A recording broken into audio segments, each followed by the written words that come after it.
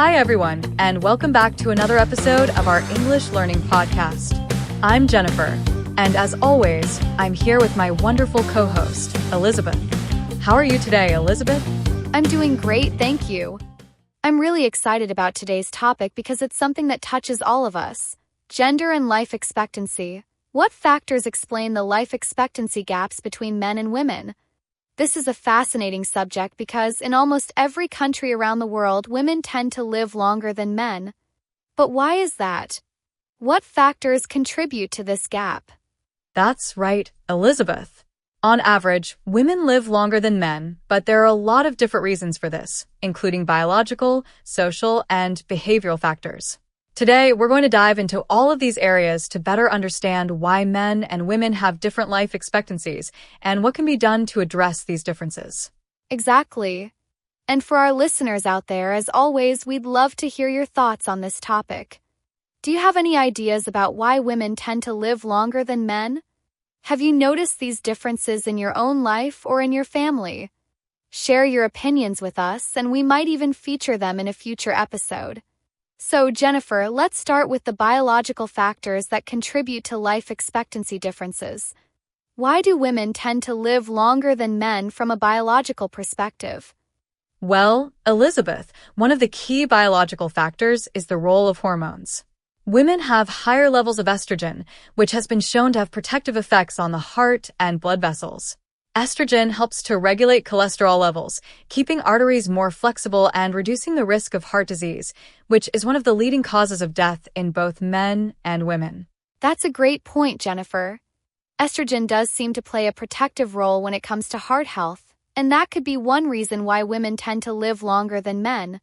In contrast, testosterone, the dominant hormone in men, has been linked to more aggressive behavior and risk-taking, which can lead to higher rates of accidents, injuries, and even violent deaths in men. Exactly, Elizabeth. Testosterone can contribute to behaviors that increase the risk of injury or death, especially in younger men. This is why men are more likely to die from accidents or violent causes compared to women. These riskier behaviors are often more common in adolescence and young adulthood, which can reduce life expectancy. Yes, and beyond hormones, there are also differences in genetics that might explain part of the life expectancy gap. For example, women have 2 X chromosomes while men have 1 X and 1 Y chromosome. The X chromosome carries a number of genes that are important for health, and having 2 X chromosomes might offer women some protection against certain genetic disorders or diseases. That's a great point, Elizabeth. Because women have 2 X chromosomes, they have a backup copy of certain important genes, while men only have 1. If a man inherits a defective gene on his X chromosome, he's more likely to develop certain diseases, while women may be protected by their second X chromosome. Exactly, Jennifer. These biological differences give women certain advantages when it comes to longevity. But biology is only part of the story. There are also social and behavioral factors that play a big role in explaining the life expectancy gap between men and women. What do you think are some of the key social factors that contribute to this gap? Well, Elizabeth, one of the most significant social factors is the way that gender roles and expectations shape behavior. For example, men are often expected to be tough, independent, and stoic, qualities that are sometimes seen as masculine ideals. This can lead men to avoid seeking medical help when they need it, because they may not want to appear vulnerable or admit that something is wrong. That's such an important point, Jennifer. Many men tend to delay going to the doctor or ignore symptoms of illness, which can lead to more serious health problems down the line. In contrast, women are generally more likely to seek medical attention when they experience symptoms, which allows them to catch health issues earlier and receive treatment before the problem becomes too severe. Yes, exactly. And this reluctance to seek medical care can have serious consequences for men's health. For example, men are more likely to die from heart disease than women, in part because they may not recognize the warning signs of a heart attack or seek help quickly enough. Women, on the other hand, tend to be more proactive about their health, which can help explain their longer life expectancy. That's such a great point, Jennifer.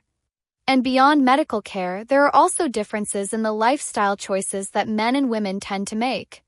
Studies have shown that men are more likely to engage in unhealthy behaviors, such as smoking, drinking alcohol excessively, and eating unhealthy diets. These behaviors can lead to chronic diseases like cancer, heart disease, and liver disease, which can shorten life expectancy. Absolutely, Elizabeth. Men tend to have higher rates of smoking and alcohol consumption, both of which are linked to a number of serious health problems. In fact, smoking is one of the leading causes of preventable death worldwide, and men are more likely to smoke than women. Excessive alcohol consumption is also more common among men, which increases the risk of liver disease, accidents, and injuries. Yes, and these unhealthy behaviors don't just impact physical health, they can also affect mental health. Men are often less likely to seek help for mental health issues such as depression or anxiety because of societal expectations around masculinity. This can lead to higher rates of suicide among men, which is another factor that contributes to the life expectancy gap. That's such an important point, Elizabeth. Mental health is a crucial aspect of overall well-being, and the fact that men are less likely to seek help for mental health problems means they may not get the support they need to cope with stress, anxiety, or depression. This can have serious consequences for their longevity. Exactly, Jennifer. So, we've talked about the biological and behavioral factors, but there's another aspect to consider, and that's the work environment. Men are often more likely to work in dangerous occupations such as construction, mining, firefighting, or military service, where the risk of injury or death is much higher. This can also contribute to the shorter life expectancy for men. Yes, that's such an important point, Elizabeth. Men are often overrepresented in industries that involve physical labor or hazardous conditions, and this puts them at greater risk for accidents, injuries, and work-related illnesses. In contrast, women are more likely to work in safer environments, such as office jobs or professions that involve caregiving, which may contribute to their longer life expectancy. Absolutely, Jennifer. Occupational hazards play a big role in explaining why men tend to have higher mortality rates than women. And speaking of work, let's not forget about the stress associated with traditional gender roles. Men are often expected to be the primary breadwinners in their families, which can lead to high levels of stress and pressure to succeed. Chronic stress has been linked to a number of health problems, including heart disease, high blood pressure, and weakened immune function. That's such a great point, Elizabeth. The pressure to meet societal expectations can take a serious toll on men's health, both physically and mentally. Stress is known to have a direct impact on life expectancy, and men may not always have the emotional outlets or support systems to cope with that stress in healthy ways. Exactly, Jennifer. And while we're discussing stress, let's also talk about social connections. Research has shown that social support networks play a key role in overall health and longevity, and women tend to have stronger social connections than men. Women are often more likely to maintain close relationships with family and friends, which can provide emotional support and help them cope with life's challenges. Yes, Elizabeth, that's such an important factor. Strong social ties are associated with lower levels of stress, better mental health, and even a reduced risk of chronic illnesses. Men, on the other hand, are sometimes less likely to seek out emotional support or maintain close friendships, which can lead to social isolation and a higher risk of health problems. Exactly, Jennifer. Social isolation can have a serious impact on both mental and physical health, and it's one of the factors that contributes to the life expectancy gap. Women's stronger social connections may help protect them against some of the health risks that men face. Yes, and this leads us to another factor that can't be ignored: access to healthcare.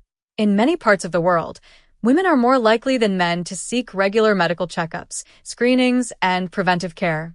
This means that women are more likely to catch health problems early, when they're easier to treat, while men might delay seeking care until the issue becomes more serious. That's such a great point, Jennifer. Preventive care, like regular checkups, cancer screenings, and vaccinations, can make a huge difference in life expectancy. Women are generally more proactive about their health, which gives them an advantage when it comes to early detection and treatment of diseases. Absolutely, Elizabeth.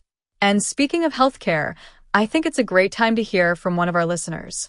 Let's take a call from someone who might have an interesting perspective on gender and life expectancy. Hi there, you're on the air with Jennifer and Elizabeth. What's your name and where are you calling from? My name is Mark, and I'm calling from Boston, Massachusetts. I've been listening to your podcast for a while now, and I love today's topic. I wanted to share my thoughts on how gender roles and health behaviors can impact life expectancy. Hi, Mark. Thank you for calling in. We'd love to hear your perspective. What do you think about the life expectancy gap between men and women? Well, I think a lot of it comes down to the expectations that society places on men. From a young age, boys are taught to be tough and independent, and that can lead to a reluctance to ask for help or go to the doctor. I've seen it in my own life. My dad never liked going to the doctor, and by the time he finally did, he had some serious health issues that could have been caught earlier. That's such an important point, Mark. It sounds like societal expectations really played a role in how your dad approached his health. Do you think things are changing for younger generations? I think they are, but slowly. There's still a lot of pressure on men to be strong and not show vulnerability, but I'm hopeful that with more awareness, men will feel more comfortable seeking help when they need it. It's really important for men to take care of their health, both physically and mentally. Absolutely, Mark. It's great to hear that things are changing, even if it's gradual. Thank you so much for sharing your perspective with us. Thanks for having me. I love listening to your podcast, and I'm excited to hear more episodes. Thanks so much for calling in, Mark. Take care. Bye, Mark. That was a great call from Mark. His story really highlights the impact that societal expectations can have on men's health and life expectancy. Absolutely, Jennifer. And for those of you listening, if you're enjoying our podcast, please like and subscribe to our channel. Your support really helps us keep creating these episodes and sharing more interesting topics with you. So, where does that leave us in our discussion today? I think it's clear that the life expectancy gap between men and women is influenced by a complex mix of biological, social, and behavioral factors. Women tend to live longer, in part because of protective factors like estrogen, their proactive approach to healthcare, and strong social connections. Men, on the other hand, face challenges related to risky behaviors, occupational hazards, and societal expectations around toughness and independence. Exactly. The gender gap in life expectancy isn't just about biology. It's also shaped by the roles that men and women are expected to play in society. If we want to close this gap, it's important to address these social and behavioral factors and encourage healthier lifestyles for everyone, regardless of gender. That's such a great point, Elizabeth. And it's also important to recognize that life expectancy is influenced by a variety of factors, including access to healthcare, mental health support, and preventive care. By encouraging men to be more proactive about their health, and by challenging harmful gender stereotypes, we can help close the life expectancy gap. Absolutely, Jennifer. It's all about creating a society where both men and women feel comfortable seeking help, taking care of their health, and building strong social connections. We hope today's discussion has given you some new insights into the factors that explain the life expectancy gap between men and women. Thank you so much for joining us today. Yes, thank you for listening. We're always here to share new insights and help you learn English while exploring interesting topics. Keep listening, keep learning, and we'll see you in the next episode. Bye for now, everyone. Remember, taking care of your health is the key to a long and happy life.